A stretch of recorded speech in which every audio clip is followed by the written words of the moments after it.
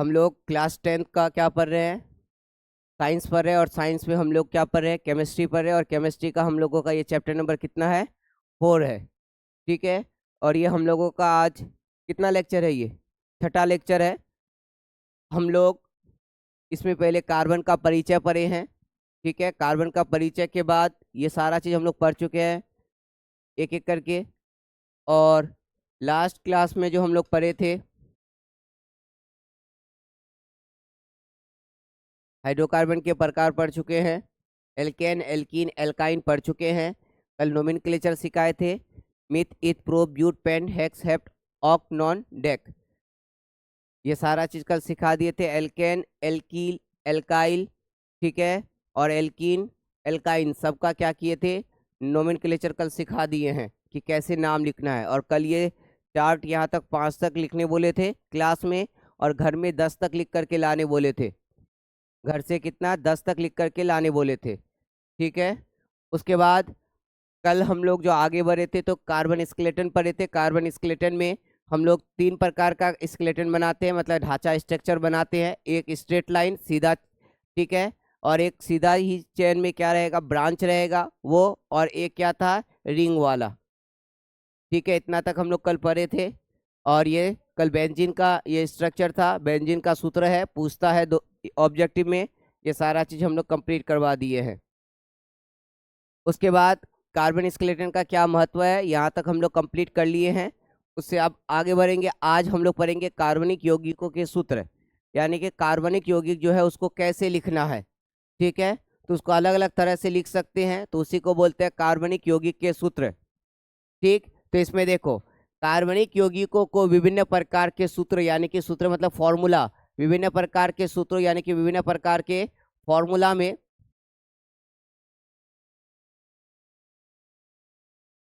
ठीक है, यानी कि विभिन्न प्रकार के फॉर्मूला में क्या किया जाता है, दर्शाया जा सकता है।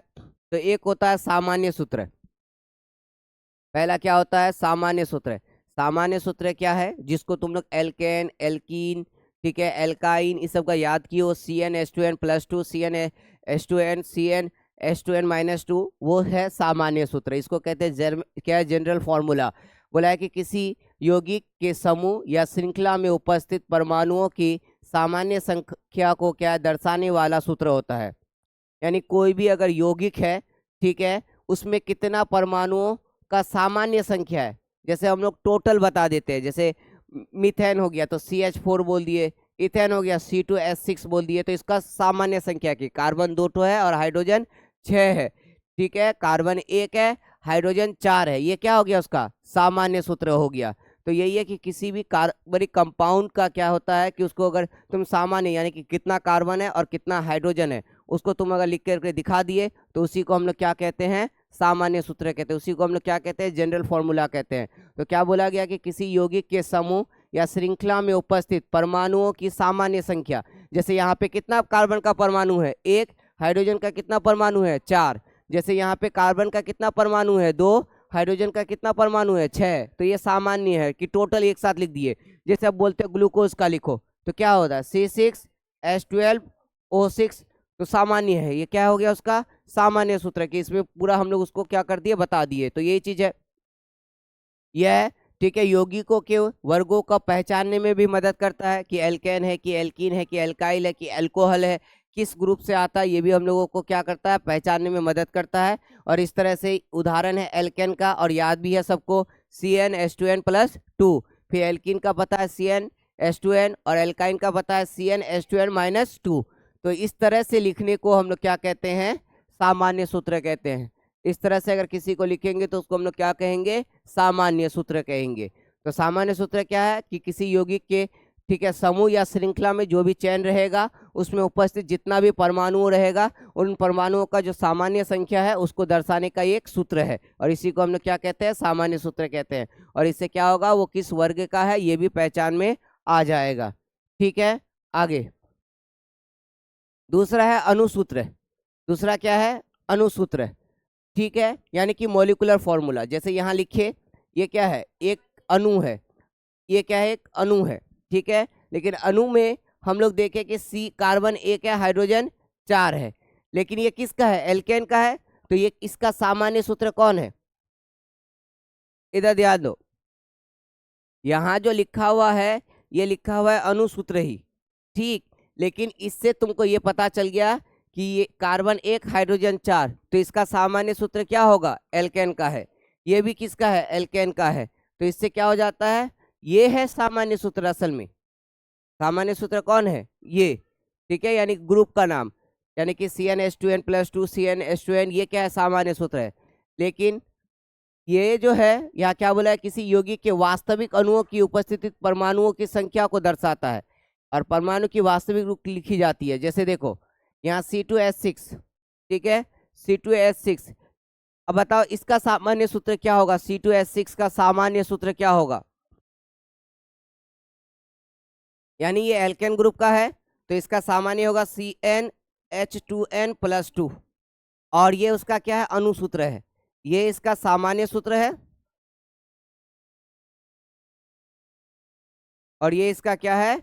अणुसूत्र है, ठीक। यहाँ जो हम लिखे ये क्या था? अणुसूत्र सब था, और इसी से क्या पहचान होगा कि ये किस वर्ग मतलब किस ग्रुप का है, तो वो उसका क्या हो जाता है? सामान्य सूत्र हो जाता है, ठीक है। तो ये चीज, तो पूरा उसका क्या लिखना है? देखो यहाँ पे कितना 2 कार्बन है पता चल रहा है, और 6 हाइड्रोजन है, ठीक। इससे क्या बोलता है कि परमाणु की वास्तविक रूप लिखी जाती है। तो ये हो गया अणुसूत्र। पहला हम लोग पढ़े सामान्य सूत्र। सामान्य सूत्र मतलब बोलो जनरल फॉर्मूला, यानी कि पूरा को मिला जुला करके बता देना है, तो इसी को क्या कहते हैं? सामान्य सूत्र कहते हैं, ठीक है। लेकिन अगर उसी को तुम उसके यौगिक को अगर तुम सही से लिखते हो, ठीक है, तो क्या बोला गया? देखो किसी या किसी यौगिक के वास्तविक अणु में उपस्थित परमाणुओं की संख्या बताएगा, यानी कि वास्तविक परमाणुओं की संख्या। और यहाँ पे क्या बोला है? देखो उपस्थित परमाणु संख्या की सामान्य संख्या, यहाँ पे क्या बोला है? सामान्य संख्या बोला है। और यहाँ पे क्या बोला गया है? वास्तविक कितना, मतलब कितना कार्बन है या कितना हाइड्रोजन है उसको बताएगा। यानी इस तरह का लिखना को सामान्य सूत्र कहेंगे, इस तरह के लिखने को हम लोग क्या कहेंगे? अणुसूत्र कहेंगे, ठीक है। आगे देखो, नेक्स्ट तीसरा क्या है? संघनित सूत्र, जिसको हम लोग क्या बोलते हैं? Condensed formula. यह सूत्र परमाणुओं के समूहों को एक साथ क्या लिखकर दर्शाया जाता है? सरल और पढ़ने में आसान होता है। जैसे देखो ऐसे लिखना, CnH2n+2, ये क्या था? सामान्य सूत्र था। इसी का एक उदाहरण था क्या? ये उसी का एक उदाहरण है। कौन? ये क्या है तुम्हारा? ये कौन सा सूत्र है बताओ तो? अणुसूत्र। ये कैसा था? अणुसूत्र है। अब इसी को देखो C2H6 को क्या लिखा है? CH3 करके लिखा है, ठीक है। यानी एक कार्बन के साथ 3 हाइड्रोजन है, दूसरा कार्बन के साथ 3 हाइड्रोजन है। इस तरह के लिखने को हम लोग क्या कहते हैं? कंडेंस फॉर्मूला, संघनित क्या कहते हैं? सूत्र कहते हैं। यानी देखो अब 3 चीज सीखे, ये सामान्य सूत्र है, ये अणुसूत्र है, ये संघनित सूत्र है, ठीक है। यानी अणुसूत्र है, ये क्या हो गया? सामान्य सूत्र, अणुसूत्र और संघनित सूत्र। इस तरह से लिखना संघनित सूत्र कहलाता है। फिर आगे और तरह का है, देखो नेक्स्ट है क्या? संरचनात्मक सूत्र। संरचनात्मक सूत्र का मतलब उसका ओरिजिनल में बनावट कैसा है, तो यह प्रत्येक परमाणु के बीच बंधनों और उनके क्रमों को दर्शाता है। अब यहाँ तो 3 डायमेंशनली दिखाया नहीं गया है यहाँ पे, ठीक है, 3 डायमेंशनली नहीं दिखाया गया। आप कॉपी में बनाओगे तो कॉपी तो प्लेन है, कॉपी प्लेन है, 2 डायमेंशनल है, तो कॉपी में तुम ऐसी तरह से बना सकते हो। अभी हम लोग उसी एग्जाम्पल को लेंगे, वही इथिन का C2H6 था ना, C2H6, ठीक है। तो देखो कार्बन कार्बन के बीच में सिंगल बॉन्ड, वहां पे ऐसे था। देखो अब कहाँ कहाँ से शुरू हो गया, देखो शुरू से फिर यहाँ पे भी बता देते हैं, ठीक है। देखो क्या हो गया? सामान्य सूत्र क्या था? CnH2n+2। इसका एक उदाहरण लिए हम लोग क्या? C2H6, फिर इससे हम लोग क्या बनाए? CH3। तो ये सामान्य सूत्र था, ये क्या था? अणुसूत्र है, ये क्या था? संघनित सूत्र है। अभी हम लोग पढ़ रहे हैं संरचनात्मक सूत्र है, तो इसका देखो संरचनात्मक, ये ठीक है, इसका संरचनात्मक सूत्र क्या हो गया? ये हो गया, ठीक। इसका संरचनात्मक सूत्र क्या हो गया? तुम लोग पढ़ाई पे ध्यान दे रही हो? इसका संरचनात्मक सूत्र क्या हो गया? ये हो गया। एक ही चीज का हम लोग अलग अलग से सब चीज पढ़ रहे हैं। ये हो गया सामान्य सूत्र है, ये हो गया तुम्हारा क्या? अणुसूत्र है, ये क्या हो गया? कंडेंस यानी कि क्या? संघनित सूत्र है। और ये क्या हो गया? संरचनात्मक सूत्र। इस तरह से लिखना है। तो ज्यादातर हम लोग जो यूज करते हैं इसको, ये तो तुम्हारा ऐसे पूछने के लिए कि सामान्य सूत्र क्या होगा, कभी ऐसे, ये दोनों ज्यादा यूज होता है, या तो ऐसे लिखो या तो ऐसे लिखो, ऐसा तुमको कम जरूरत पड़ता है। ठीक है, चलो आगे देखेंगे फिर एक इलेक्ट्रॉनिक सूत्र। इसमें क्या होता है, यह प्रत्येक परमाणु के बाह्य इलेक्ट्रॉन और बंधनों को दर्शाता है। ये तुम लोगों को पूछता है, जैसे हाइड्रोजन का पूछ लेगा, हाइड्रोजन हाइड्रोजन जो सिंगल बॉन्ड बनाता है वो पूछ लेगा, ऑक्सीजन ऑक्सीजन जो डबल बॉन्ड बनाता है बुक में दिया हुआ है वो पूछ लेगा। ठीक है, नाइट्रोजन नाइट्रोजन तो ट्रिपल बॉन्ड बनाता है वो बुक में दिया हुआ वो पूछेगा, निकाल के एक बार देख लो, बुक में है बिंदु संरचना। हाँ वही सब, जैसे यहाँ CH4 का है ना, और इधर उलाटो और एक पेज उलाट दो, हाँ जहाँ हाइड्रोजन ये सब है, हाँ ये सब। उसके बाद यहाँ देखो, हाइड्रोजन हाइड्रोजन का दिया हुआ है, ऑक्सीजन ऑक्सीजन का दिया हुआ है, नाइट्रोजन नाइट्रोजन का दिया हुआ है, और CH4 का दिया हुआ है। इसी को कहते हैं बिंदु, क्या है, इलेक्ट्रॉनिक सूत्र कहते हैं। चलो ध्यान दो, क्या बोला गया है कि यह प्रत्येक परमाणु के बाह्य इलेक्ट्रॉन का मतलब बाहर में जितना इलेक्ट्रॉन है, और क्या है, बंधनों को क्या करता है, दर्शाता है। ठीक, संरचनात्मक सूत्रों को समझने में ये क्या करता है, मदद करता है। सभी सहसंयोजक बंधन यानी कोवलेंट बॉन्ड इलेक्ट्रॉन साझा करने पर ही बनते हैं। तो पहले इसका देख लो। ठीक है, क्या होता है, देखो हाइड्रोजन, हाइड्रोजन का सबसे बाहरी ऑर्बिट में कितना इलेक्ट्रॉन है, एक, और एक हाइड्रोजन ले लेते हैं, उसके भी बाहरी इसमें कितना होता है, एक ही इलेक्ट्रॉन होता है। लेकिन इसको अपना बॉन्ड बनाने के लिए या इसको बंधन बनाने के लिए क्या करना पड़ता है, दूसरे हाइड्रोजन से साझा करना पड़ता है, और साझा करना पड़ता है तो हम लोग इसको ऐसे करके बनाते हैं। देखो अब इस वाले सर्कल में हाइड्रोजन के पास कितना इलेक्ट्रॉन है, दो हो गया। उसको अपना ड्यूएट पूरा करने के लिए, अपना बाहरी ऑर्बिट को कंप्लीट करने के लिए दो ही इलेक्ट्रॉन चाहिए था, दो इलेक्ट्रॉन हो गया।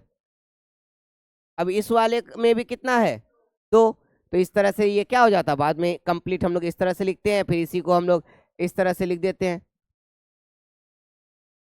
ठीक है, इसको हम लोग क्या करते हैं, फिर इस तरह से लिख देते हैं। ठीक, तो ये सारा चीज हो गया, इतना तक हो गया।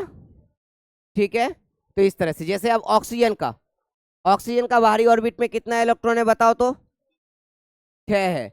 यानी कि इसका क्या होता है, परमाणु संख्या 8 होता है, इलेक्ट्रॉनिक विन्यास 2 6 होता है। तो बाहर में इसका कितना इलेक्ट्रॉन, 6 इलेक्ट्रॉन। तो दूसरा भी ऑक्सीजन का कितना इलेक्ट्रॉन होगा, 6 इलेक्ट्रॉन। लेकिन इसको अपना ऑक्टेट पूरा करना है, 2 इलेक्ट्रॉन चाहिए, उसका 8 होगा, तो वो ऐसे करके 8 हो जाएगा, इसका भी 8 हो जाएगा। इस तरह से ऑक्सीजन ऑक्सीजन के बीच में डबल बॉन्ड, फिर इसको हम लोग लास्ट में ऐसे करके O2 लिख देते हैं। और ये बोर्ड में आया हुआ सवाल है, ये बोर्ड में आता है इस तरह की बिंदु संरचना बनाने के लिए।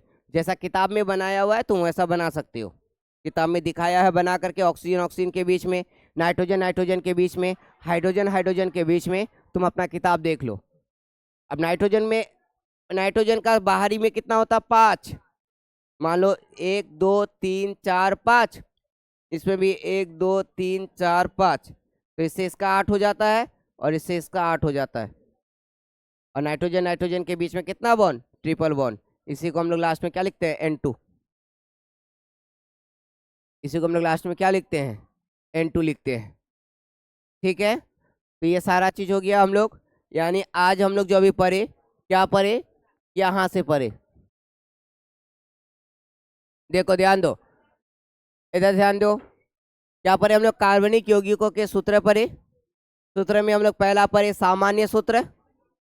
ठीक है, और जिसका सामान्य सूत्र में एल्केन का दिया हुआ है, एल्कीन एल्काइन, ये तुमको पता है। ठीक, तो ये हो गया उसका सामान्य सूत्र। उसके बाद अणुसूत्र पढ़े। ठीक, उसके बाद क्या पढ़े, संघनित सूत्र पढ़े। उसके बाद क्या पढ़े, संरचनात्मक सूत्र पढ़े। और पांचवा हम लोग क्या पढ़े, इलेक्ट्रॉनिक सूत्र पढ़े। और लास्ट में एक पॉइंट कॉमन लिखा हुआ है कि सभी सहसंयोजक बंधन इलेक्ट्रॉन साझा करने से ही बनते हैं। हम लोगों को पता है कि सहसंयोजक बंधन क्या चीज से बनते हैं, इलेक्ट्रॉन साझा करने से ही बनते हैं। ठीक है, तुम लोग बैठो, इलेक्ट्रॉन क्या है, साझा करने से ही बनते हैं। ठीक, यहाँ तक हो गया। अब आगे सुनो, नेक्स्ट टॉपिक हम लोगों का क्या है, संतृप्त एवं असंतृप्त कार्बनिक यौगिक। और इसको हम लोग पढ़ चुके हैं, ये पढ़ चुके हैं ना, संतृप्त और असंतृप्त कार्बनिक यौगिक। ठीक है, एक सेकेंड, हाँ ये पढ़ लिए हैं पूरा शायद। कार्बन कंकाल भी पढ़ चुके हैं, ये भी पढ़ चुके हैं क्या? कार्बन कंकाल की विशेषता, ओ हाँ ये सब पढ़ चुके हैं। अब हम लोगों को ये पढ़ना है, नेक्स्ट टॉपिक हम लोगों का क्या है? देखो इसमें जो रिपीट हुआ है टॉपिक सभी इधर ध्यान दो, उसको भी नहीं लिख लेना, ठीक है? तुम कहाँ से लिखोगे?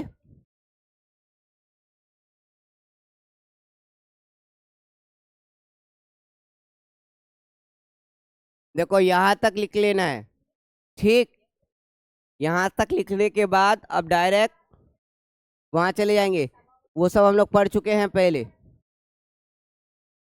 अब वो सब लिखने के बाद डायरेक्ट कहाँ आ जाओगे? यहाँ, ठीक है? वो सब पढ़ लेने के बाद डायरेक्ट कहाँ आ जाओगे? यहाँ पे आ जाओगे। ये नहीं कि फिर बीच में फिर वो सबको संतृप्त असंतृप्त को फिर से लिख लो, ऐसा नहीं लिखना है, ठीक है? चलो ये इधर ध्यान दो, चलो सबके बोर्ड की तरफ ध्यान दो, इधर चलो। नेक्स्ट टॉपिक है हमारा क्या? समावयव, यानी क्या क्या कहते हैं इसको? आइसोमर्स, और समावयवता को कहता है आइसोमेरिज्म। तो इसको थोड़ा सा समझो ये क्या है, ठीक है? ऐसे तो ऑब्जेक्टिव में पूछता है, दो तो ऑब्जेक्टिव है इसके लिए, फेमस है, और वो दोनों याद कर लोगे हो जाएगा। लेकिन मेन बात है कि सीखना है, सीखना मतलब कि कैसे होता है। तो देख लो पहले समावयव का क्या परिभाषा है, तो देखो वे कार्बनिक यौगिक जिनका अणुसूत्र है, अणुसूत्र अभी पढ़े हम लोग, जैसे C2H6 लिखा हुआ था वो क्या था?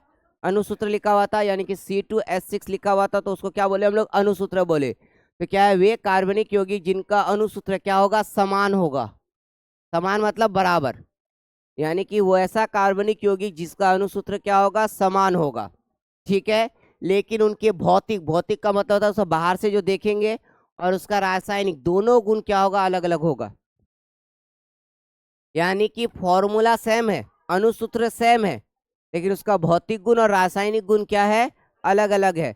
फॉर्मूला सेम है लेकिन उसका भौतिक गुण और रासायनिक गुण क्या है? क्या है? अलग अलग होगा। और उसी को हम लोग क्या कहते हैं? समावयव कहते हैं या आइसोमर्स कहते हैं। और इस गुण को कहते हैं समावयवता। प्रोसेस को समावयव और गुण को क्या कहते हैं? समावयवता कहते हैं। अब इसका एक उदाहरण देखो, हम लोग अगर CH4 लेते हैं तो अगर उसका स्ट्रक्चर बना सकते हैं तो इससे सिंपल इसी तरह से बना सकते हैं। मानो एक कार्बन, उसका चारों तरफ से हाइड्रोजन है मानो, ठीक? अब अगर हम लोग लेते हैं C2H क्या होगा? 6, इसको हम लोग कैसे बना सकते हैं? तो CH3 इस तरह से बना सकते हैं, बना सकते हैं। अब अगर तुम ले लोगे C3H8 तो इसको कैसे बना सकते हो? तो तुम इसको ऐसे, अब हम हाइड्रोजन नहीं दे रहे, सिर्फ कार्बन लिख रहे हैं, बाद बाकी तुम लोगों को पता है कि हाइड्रोजन कहाँ कितना लगेगा, ठीक है? ये पता है, सिर्फ कार्बन दे रहे हैं, ऐसे बना सकते हैं। इसका देखो एक ही स्ट्रक्चर बना, इस अणुसूत्र का एक ही स्ट्रक्चर बना, इस अणुसूत्र का एक ही स्ट्रक्चर बना, इस अणुसूत्र का एक ही स्ट्रक्चर बना। लेकिन एक उदाहरण ले रहे हैं अभी, C4H10, ठीक है? C4H10 इसका कैसे बना सकते हो? देखो एक स्ट्रक्चर ये बनेगा, ये तो सबको जानते हो। ये C4H10 का क्या नाम है? C4H10 का क्या नाम है? बोलो बॉयज, सब बोलो, C4H10 का क्या नाम है? 4 कार्बन के लिए क्या नाम यूज करते हैं बताओ? बोलो, 4 कार्बन के लिए क्या नाम यूज करते हैं? कोई भी बताओ, बॉयज में से कोई भी बताओ, बोलो। हम्म,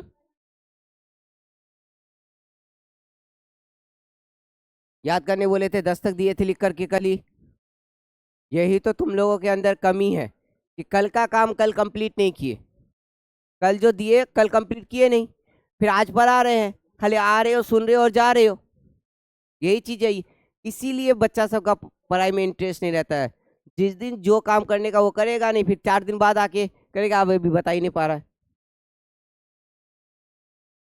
4 के लिए हम लोग क्या लिखे थे? ब्यूट, और ये एल्केन ग्रुप है तो इसका नाम हो गया ब्यूटेन, हिंदी में ऐसे लिखते हैं।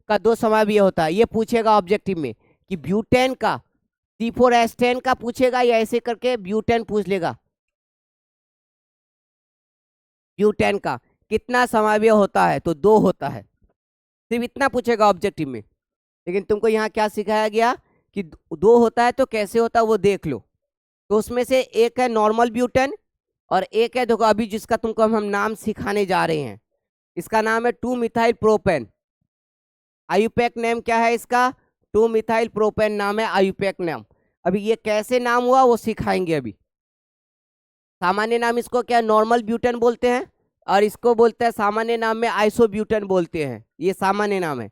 नाम 2 तरह का होगा, एक सामान्य नाम होगा और एक आयुपैक नाम होगा, IUPAC, यानी कि जो केमिस्ट्री वाला नाम होगा उसको बोलेंगे आयुपैक नोमेनक्लेचर, यानी कि इंटरनेशनली जिसको मान्यता प्राप्त है जिस नाम को वो है। नहीं तो अलग अलग इलाके में एक सामान का तो अलग अलग नाम है, एक ही ऑब्जेक्ट का या एक ही वस्तु का या एक ही कोई चीज का अलग अलग इलाकों में क्या है, अलग अलग नाम है।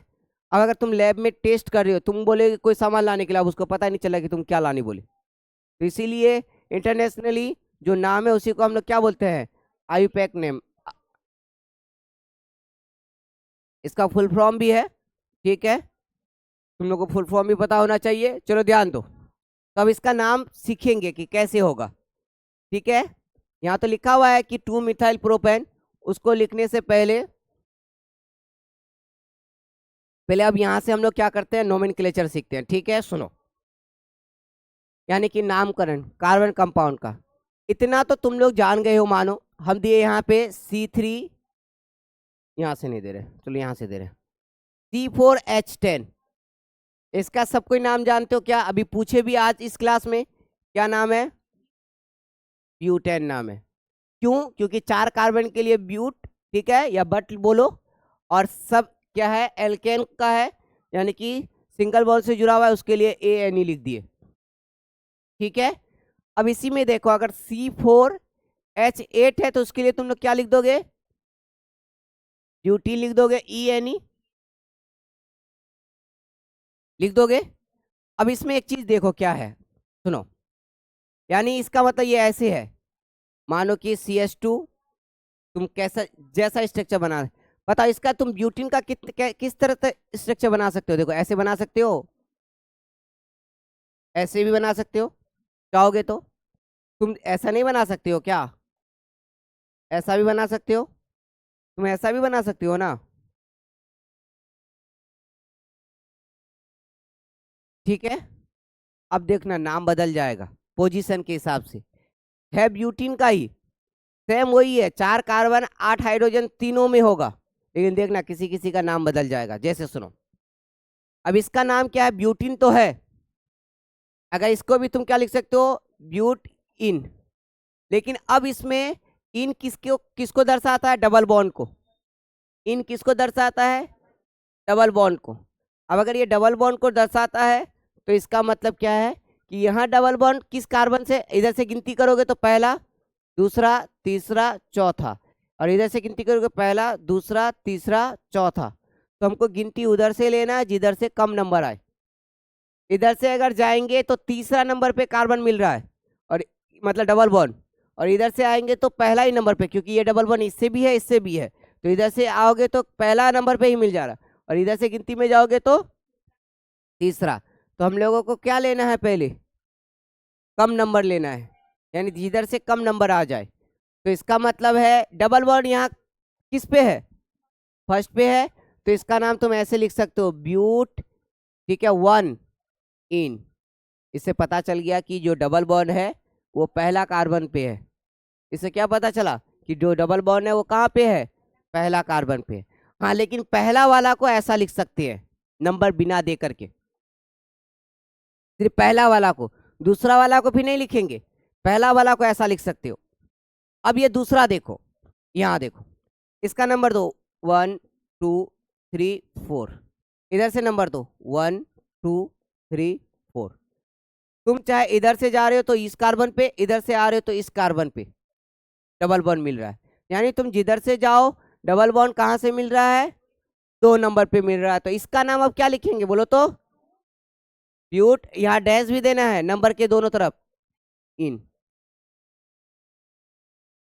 अब इससे तुमको ये पता चल गया कि डबल बॉन्ड ब्यूटिन का कहाँ पे है, कहाँ पे है, दूसरे नंबर पे है। इस तरह से तुम लोग क्या कर सकते हो, लिख सकते हो।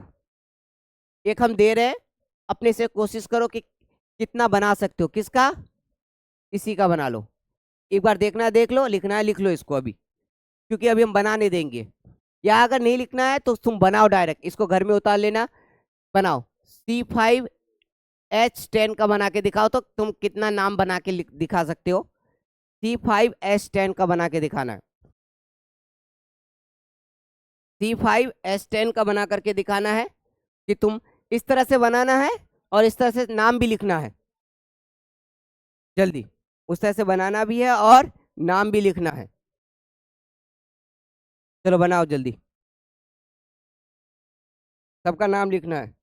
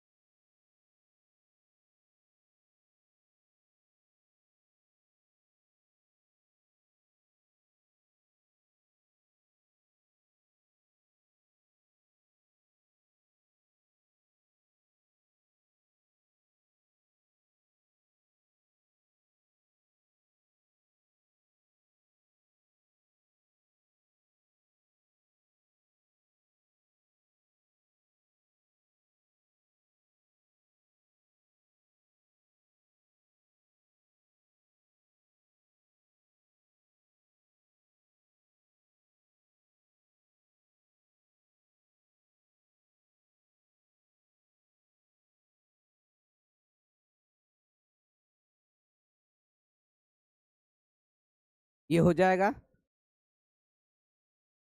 इसका हो गया, लिख लिए।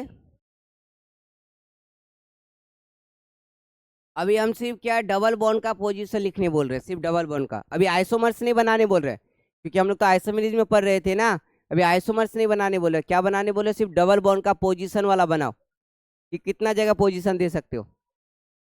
इसका 3 जगह आएगा अभी, C5H10 का पोजीशन के लिए डबल बॉन्ड का। देखो कैसे, यहाँ देखो कितना दिए थे, C5H10। देखो एक तो ऐसा होगा, हाइड्रोजन दे या नहीं दे, हाइड्रोजन नहीं देते हैं।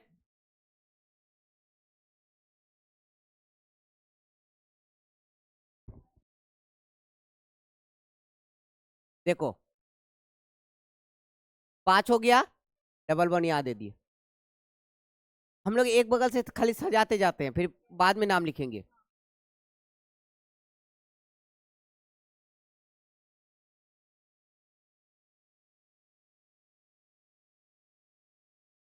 सजेगा 4, लेकिन 4 में 2 ठो एक जैसा होगा, समझा देंगे अभी। इसका अगर तुम गिनती देते हो तो 1 2 3 4 5, 1 2 3 4 5। डबल बॉन्ड किधर से होना चाहिए, जिधर से कम नंबर होगा। तो 5 के लिए हम लोग पेंट 1 इन, या इसको तुम सिंपल लिख सकते हो पेंट इन। एक के लिए नहीं भी लिखोगे चलेगा, इसका गिनती कहाँ होगा, 2 पे, पेंट 2 इन। इसका नंबर 1 2 3 4 5, इधर से भी जाओगे तो 1 2 3 4 5। एक सेकेंड, 5 है ना, हम्म, तो ही होगा।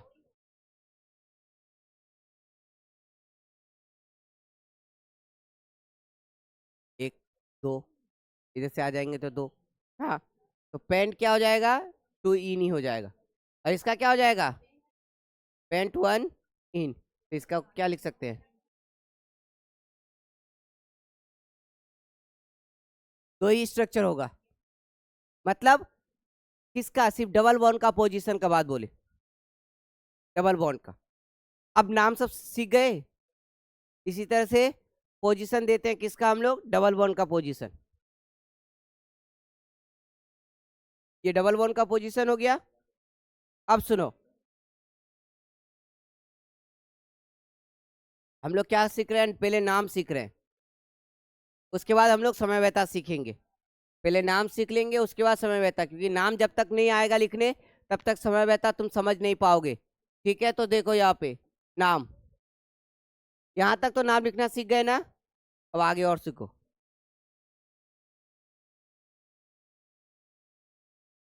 ध्यान दो, एल्केन का सिंपल ही जितना रहेगा लिख दोगे। अब अगर एल्कीन रहा और डबल बॉन्ड रहा, डबल बॉन्ड का पोजीशन अलग जगह रहा, तो पोजीशन भी लिख दोगे अब कि कहाँ है। अब इससे आगे और एक चीज सीखो, ब्रांच वाला सीखो। ब्रांच वाला के लिए सबसे पहले तुमको लॉन्गेस्ट चेन लेने आना चाहिए। लॉन्गेस्ट चेन का मतलब होता है तुमको लंबा चेन खींचने आना चाहिए। जैसे सुनो, ऐसे हम दे दिए, तुमको बोलेगा कि सबसे लंबा चेन कार्बन कार्बन के बीच में कौन होगा, कितना कार्बन का होगा, तो तुम बोल दोगे ये पूरा 5 कार्बन का सबसे लॉन्गेस्ट चेन होगा। फिर तुमको दे दिए इस तरह से,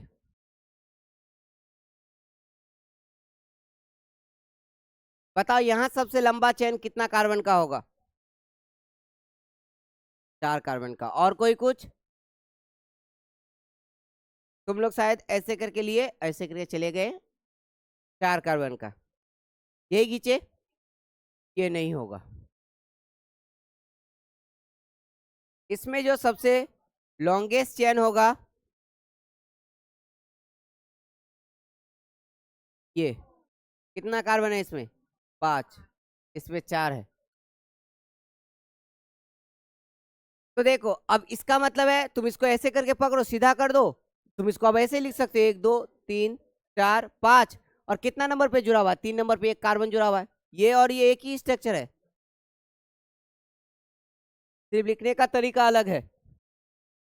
स्ट्रक्चर सेम है, नाम लिखोगे सेम आएगा। इसको कहते हैं हम लोग मेन चेन या रूट वर्ड कहते हैं, मेन चेन। और इसी को कहते हैं रूट वर्ड। रूट वर्ड का मतलब जैसे ब्यूट, pent, hex, hept, oct, non, dec, ये सब जो हम लोग लिखेंगे उसी को कहते हैं हम लोग रूट वर्ड, मेन चेन कोई। अब ये जो एक्स्ट्रा है ये है ब्रांच। ब्रांच, ब्रांच का मतलब हो गया शाखा। शाखा का मतलब हो गया जो एक्स्ट्रा लगा। पेड़ है, पेड़ का जड़ से लेकर के तना ऊपर तक वो हो गया मेन पेड़। और पेड़ के साइड से जो क्या निकलता है, टहनी सब जो निकलता है उसको क्या बोलते हैं हम लोग, ब्रांच कहते हैं ना। तो वही चीज है, इसको खाली दर्शाने का अलग अलग फेर है, ये और वो एक ही चीज है। तो सबसे पहले तुमको लंबा चेन खींचने आना चाहिए। लंबा चेन का मतलब होता है कि तुम्हारे बॉक्स के अंदर या तुम्हारे चेन के अंदर मैक्सिमम कार्बन हो। हम दे रहे हैं 2 का बनाओ, 1 2 ठो का।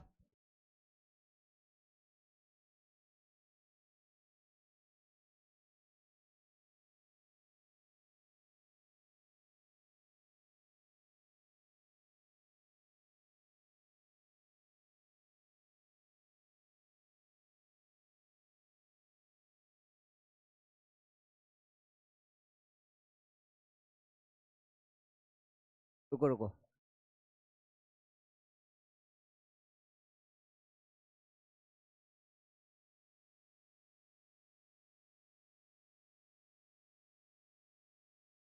चलो पहला।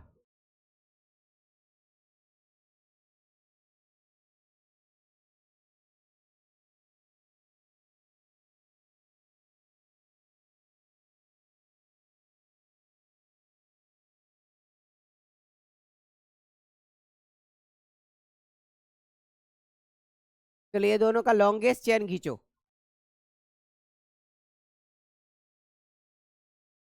चलो खींचो। नहीं दिख रहा है।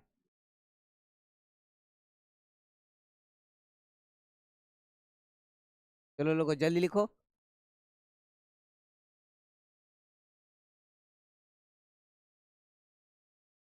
चलो जल्दी लिखो। लिख लिए? लॉन्गेस्ट चेन बनाना है, लॉन्गेस्ट चेन बनाओ जल्दी।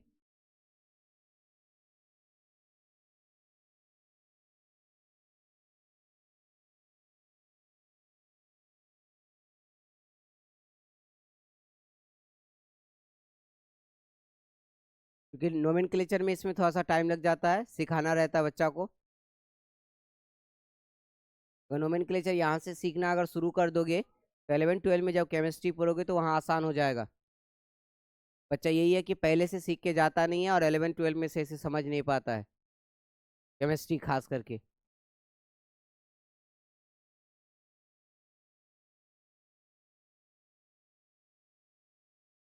जल्दी उतार लो और बताओ कि सबसे लंबा चेन 1 नंबर में तुम्हारा कितना कार्बन का बना और उसमें कितना ब्रांच बना। दूसरा में तुम्हारा देख लो कि कितना सबसे लंबा चेन कार्बन का बना और ब्रांच कितना बना।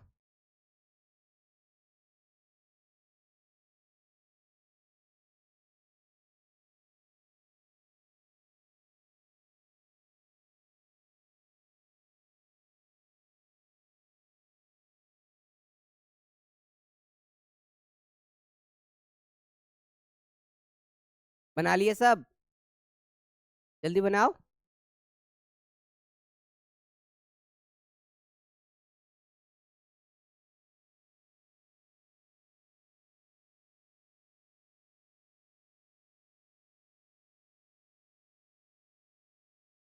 चलो देखो, पहला वाला का मैक्सिमम कितना आएगा चेन में, तो देख लो। इधर से जाते हैं, देखो 1 2 3 4 5, इधर से गए तो 5। यहाँ से जाते हैं 1 2 3 4 5, इधर से भी 5। यहाँ से जा रहे हैं 1 2 3 4 5, इधर से भी 5। इधर से जा रहे हैं 1 2 3 4 5। तुम जिधर से जाओ उधर से मैक्सिमम 5 हो रहा है, तो सिंपली तुम क्या कर दो, ये एक ब्रांच है, एक ब्रांच है।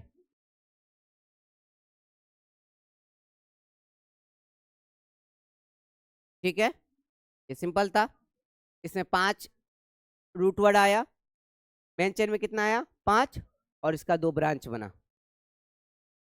ठीक, अब इसका देख लो, 1 2 3 4 5, 1 2 3 4 5 6 7, इधर से जा रहे 7।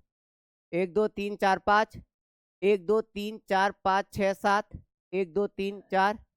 तो तुम जिधर से भी जाओ देखो कि सबसे लंबा कितना होगा, 1 2 3 4 5 6 7 8, यार ये। और ब्रांच कितना हो गया, 1 2 3,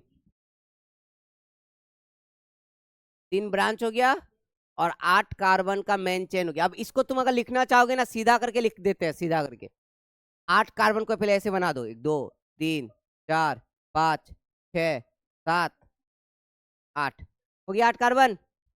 अब देखो कितना में है, ऐसे इधर से ही आओ, तीसरा में एक कार्बन है, एक चौथा में, एक पांचवा में, एक तीसरा में, एक चौथा में, एक पांचवा में, यही है स्ट्रक्चर। ये स्ट्रक्चर और ये स्ट्रक्चर एक ही है, सिर्फ वो तुमको वहां पे कंफ्यूज करने के लिए इधर उधर से घुमा घुमा करके दिया गया है। तुमने मेन चेन 8 कार्बन का खोज लिया और कहाँ का ब्रांच है, देखो मेन चेन 8 कार्बन का, कहाँ का ब्रांच है हम लोग लिख दिए। ठीक है, समझ गए? तो आज अभी हम लोग इसको यहीं पे रखते हैं, इससे आगे फिर हम लोग आगे देखेंगे। तो जहां तक पढ़ा लिए कॉपी में वहां तक लिखा हुआ होना चाहिए, नेक्स्ट डे चेक होगा कॉपी। इसको अपलोड कर देंगे हम, ठीक है, और इसको देख कर क्या होगा, यहाँ तक कंप्लीट कर लोगे सब बच्चा। आज के लिए हम लोग इतना ही रखते हैं।